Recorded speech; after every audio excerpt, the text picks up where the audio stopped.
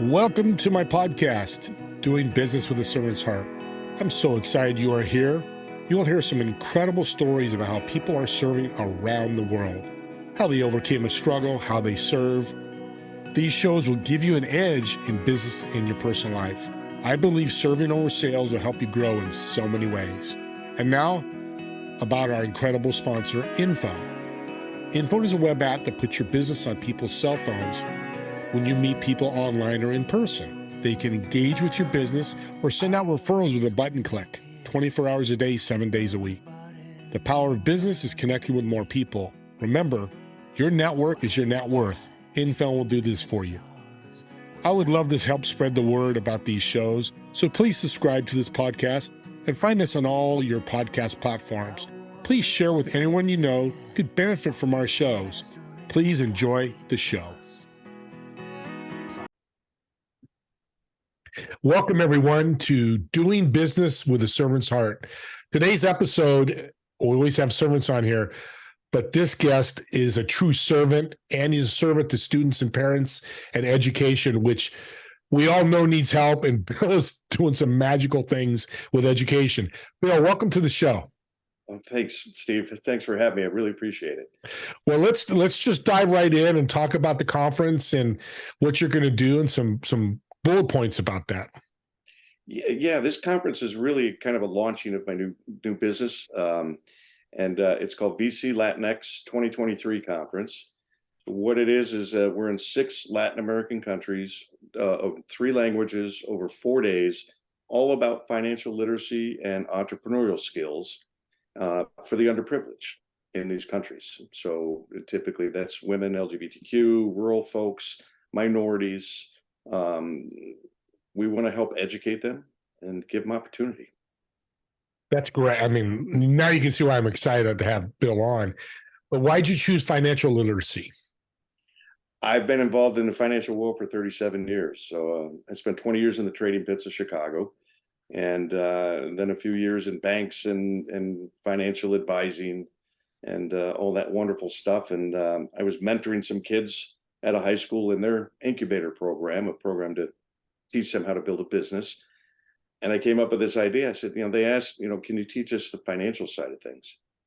And me being who I am, I just said, well, boy, if I'm going to write something up for these kids, why don't we do it for all juniors and seniors in high school? They need it. We have 23 states here in the U.S. that have a mandate that they must have financial literacy in order to graduate high school. But nobody has a program. Nobody makes them follow through with it.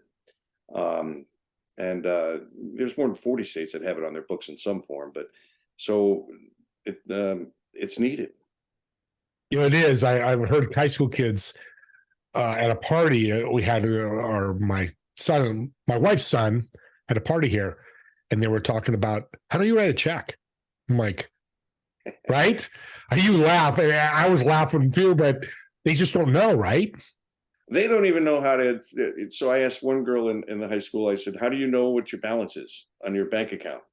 She said, oh, I get an email that says I'm overdrawn. Seriously. I had another one say, a young man say, I put my debit card, in the ATM machine and it tells me. Okay, what if you lose your debit card? Silence. Basics. So I think I've told you this before, that when I used to speak in front of groups as an advisor, the first thing I would say is there's 2 things I know spouses never talk about. That's money and sex. And I'm here to help you with one of those. And it would get a good chuckle and lighten it up a little bit. But the reality is you probably never did have that birds and bees talk with your child. And I know you don't speak to your spouse about money. And what happens then? We don't teach our kids. And then they don't teach their kids. And we wind up in a world full of people who it's a hope and a prayer how well they do. This is an easy fix if people are willing, right? It is. There's a lot to it. Life is complicated enough. Money can be very complicated, and we do that on purpose, right? People don't want to talk about money because they don't know about money. They don't want to talk to an advisor because they're afraid to show that they don't know about anything about money. They go into retirement and they put money into a 401k their whole life and they have no idea if it's enough. what it's really invested in, how much is it costing them? Do I buy the car? Do I lease a car? What's better? There's so many financial decisions we make that have such tremendous impact on us in the future. We don't understand that. You buy a home, it's a 30-year loan. You didn't pay $300,000 for that home. You paid $748,000 for that home over 30 years. Yeah. How much does that take away from your future? Yeah, and it's interesting because it's so emotional money. But if you're right coaching or the right advisor like you are saying, fear goes away, doesn't it? It really does. I used to visit my father after he retired, moved to Florida on the golf course, and we'd play golf with his buddies, and they would all race home afterwards to go check out how their money did in the market that day. Now, these folks were pretty well off, fairly well off, and I don't think they needed to worry that much about money, but that's all they worried about. And they would race back. That's not how I want to live. If I ever retire, I hope to not have that worry. But it's going to be a long time before I retire. Right. Because it's students that you're working with, which I love, because they're a backbone of this world. Because you're doing it worldly, it's a global event. What would you tell a parent? What's one thing that you would tell a parent to help them with teaching kids finances, their kids? That's a great question. And it's very difficult because you're asking somebody to teach something they don't know anything about. Yeah. It's truly, it's rare. I know C-suite level executives. I know CFOs that don't know anything about personal finances. Talk to any doctor. No, there's very few doctors that know anything about money, but they have a boatload of it, right? And they just don't know what to do with it. So it's a great question. I'm not sure I know how to answer that other than, does it hurt to go to the bank and talk to the banker about what account you should open? What types of accounts are there nowadays? It's not complicated, and how do we start a savings plan? Remember back in the day and when we were kids and going back a generation, how we used to get an allowance and we had to earn it. Yeah, we're the same age. That's interesting. A thought came to my head. Ask questions. Which is what you're saying, right, Bill? It is. It's asking questions, but unfortunately, we've been taught to stay quiet. Right? We've been taught to keep it close to the vest. Don't talk about your ideas, your plans, your goals. Keep it to yourself because, if you failed, you don't want everybody to know you failed. Well, guess what? Everybody fails. And you will fail many, many times in your life. So you better learn how to deal with failure. And if you're not failing, it's because you're not trying hard enough. Yeah, that's so true. I've failed thousands of times. But it just if you're not trying, then I don't know if you're not living life. You work with students, kids, I call them. You have a great story of a kid that you work with in the high school and whatever age that really got it and was super successful with their finances? Well, I've only been working with them for about 2 years now. So, so this same group that I've been working with, they're graduating this year. But I give them a lot of credit because I have two different groups. So one group is 3 young men, and we call them future entrepreneurs. That they get it. They are so excited about what they're building and what they're doing.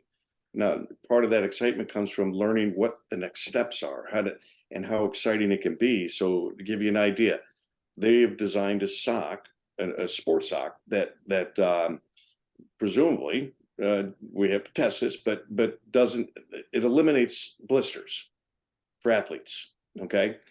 Now, reality is it's not going to eliminate blisters for everybody, but maybe it does for some. And so what got them really excited was I introduced them to a gentleman I know in the garment district in New York who could help them build the prototype, could help give them the pitch deck.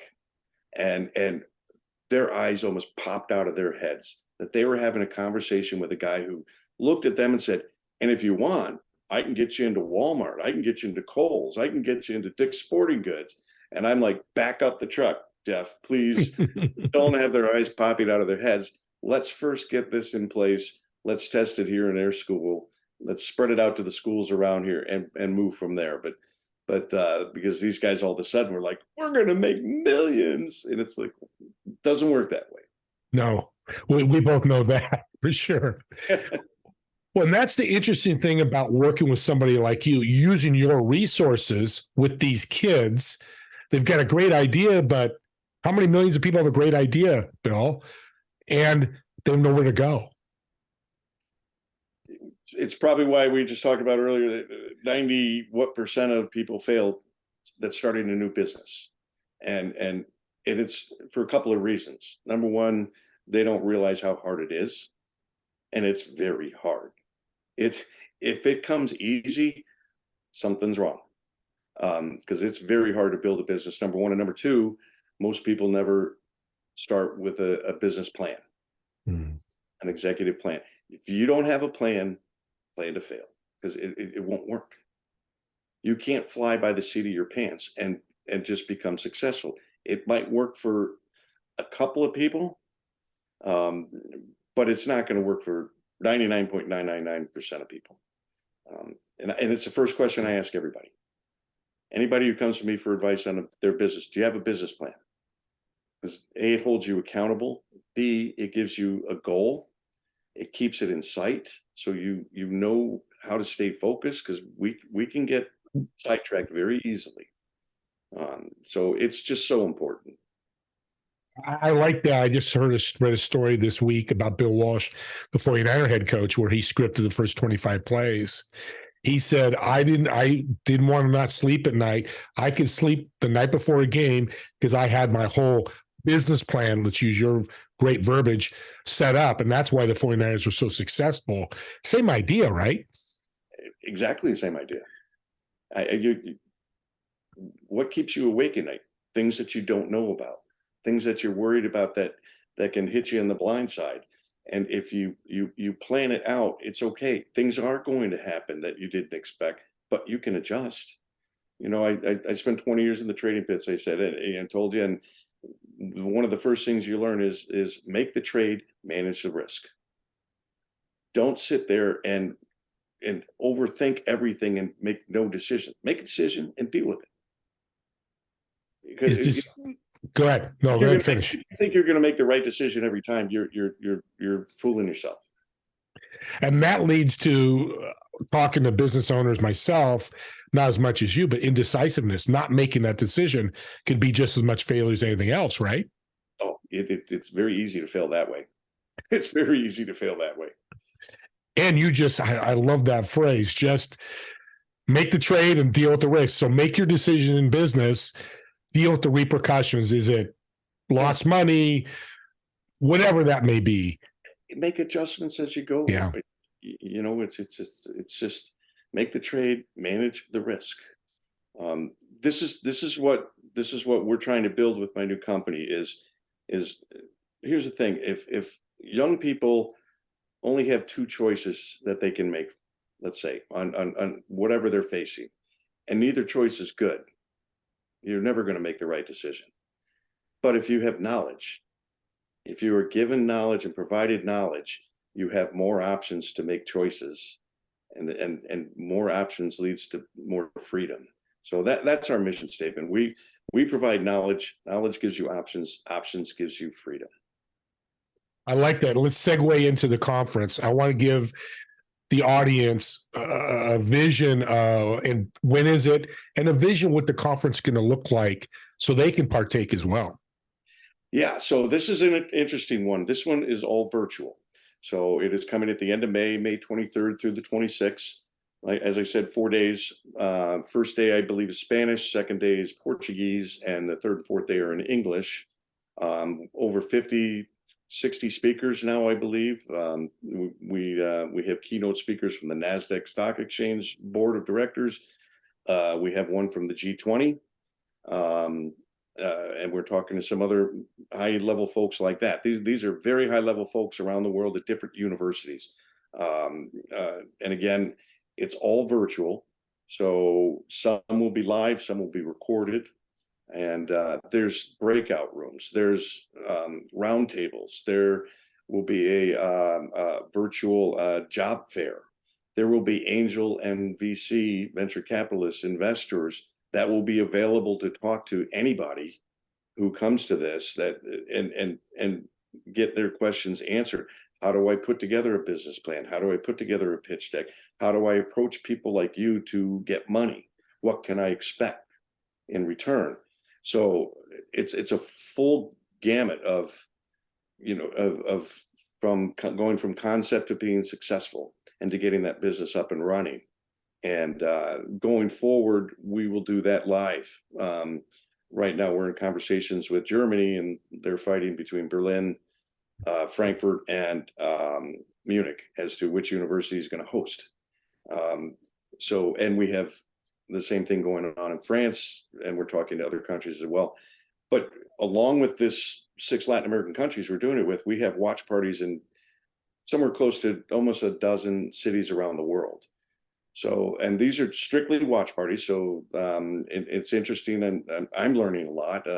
Ghana and Angola are very big in South Africa in signing up, and University of Angola is bringing people in and busing students in from the high schools into the college. Of course, they're trying to offer their college as a starting point for them, but and busing them in to listen to this event and to learn from this event, because I've learned that South Africans are very entrepreneurial minded. Interesting. So the big question is, what's the cost? Oh, well, it's a tough one. If you can get a link and you can sign up, it's free to watch.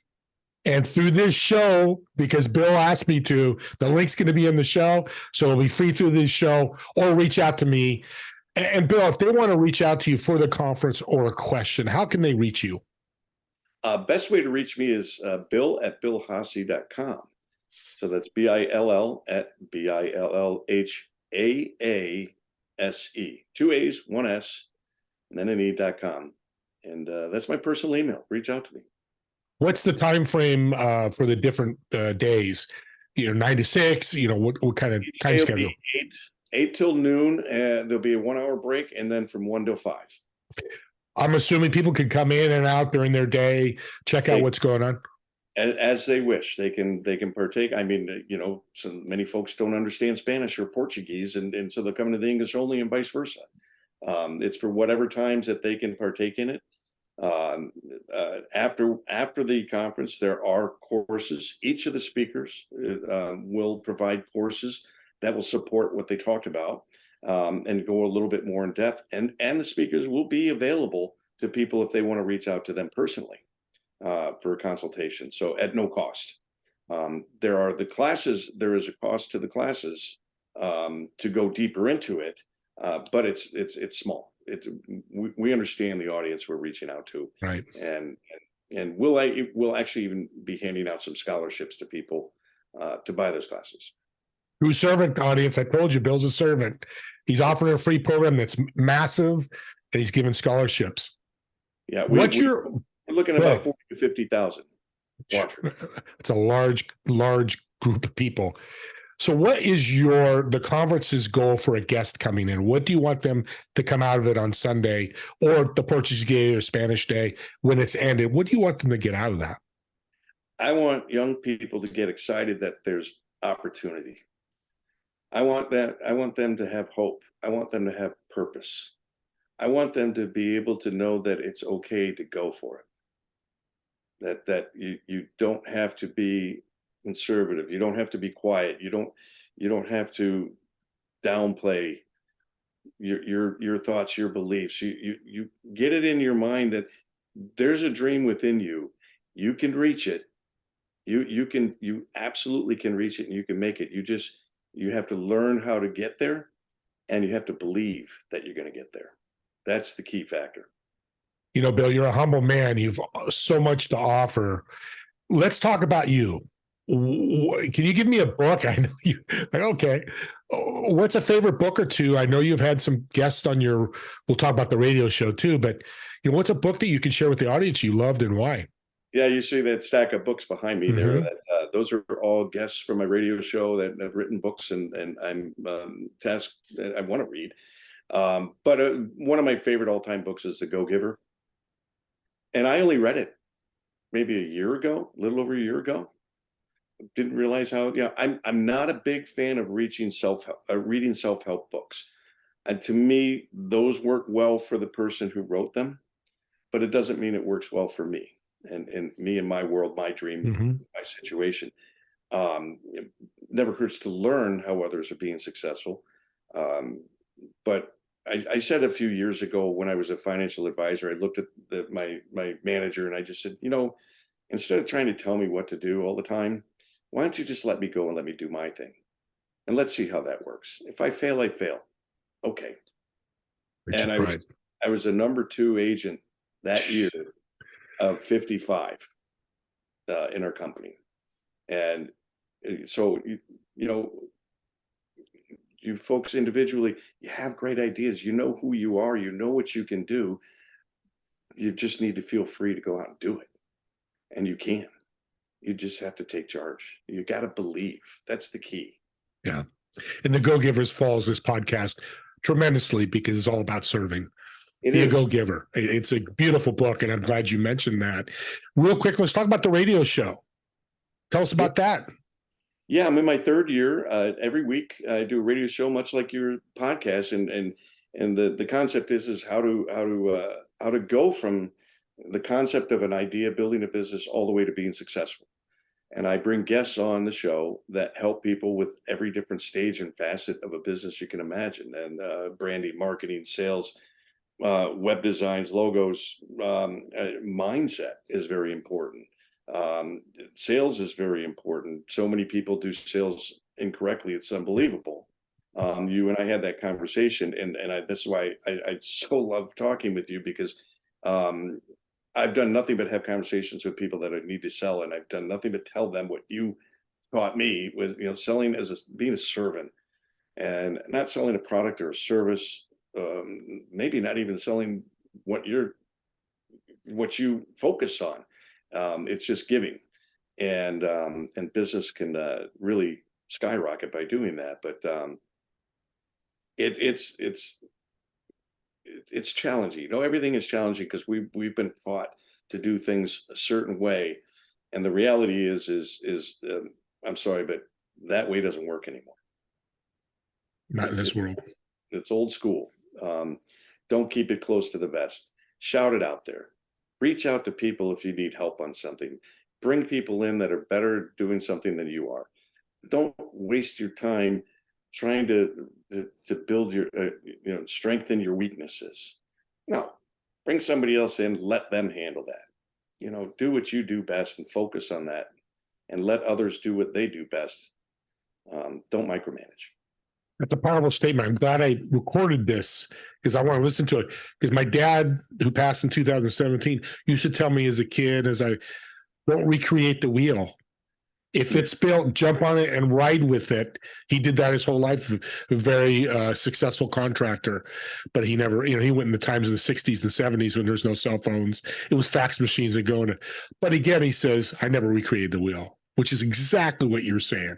Yeah, I did I was interviewed for an article in the Washington Post back in the early 90s, and it was about sales. And I was in the trading pits, and I was a broker on the phone, so I was sales.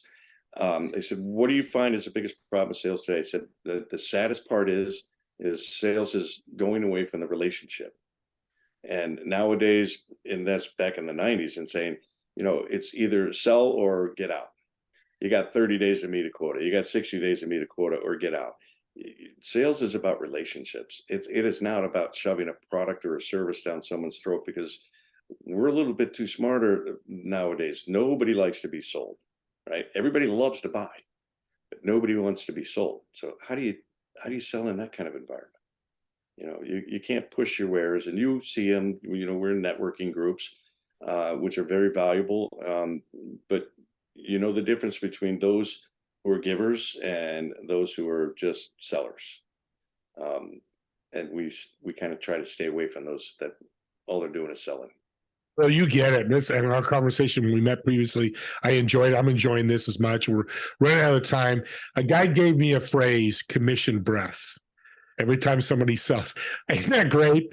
So I want to throw it out there, audience. Commission breath. Stay away. You'll smell it a mile away. Oh, you will. Just yeah, exactly. And respond to that. Be kind, be a servant, and just say, hey, it's not for me. And we move forward.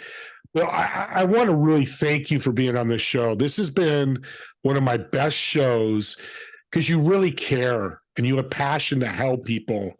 And there's a financial going to come. And as I tell people, there's no scoreboard when you're serving in business. Yeah, you have your goals, but if I refer you, Bill, don't expect that Bill's going to bring me a referral or there's money coming. Just let the universe handle it. I'm sorry, but you get me so excited about this stuff. Let's leave the audience with, you've given us so much knowledge, and audience, please listen to us again and again and listen to what Bill's saying about all this financial literacy and things that he's mentioned here. What advice would you give my audience to help them on their journey? One line. Remember that a winner is just a loser that never gave up. It's that simple. A winner is just a loser that never gave up. It's hard, but don't give up. You'll get there.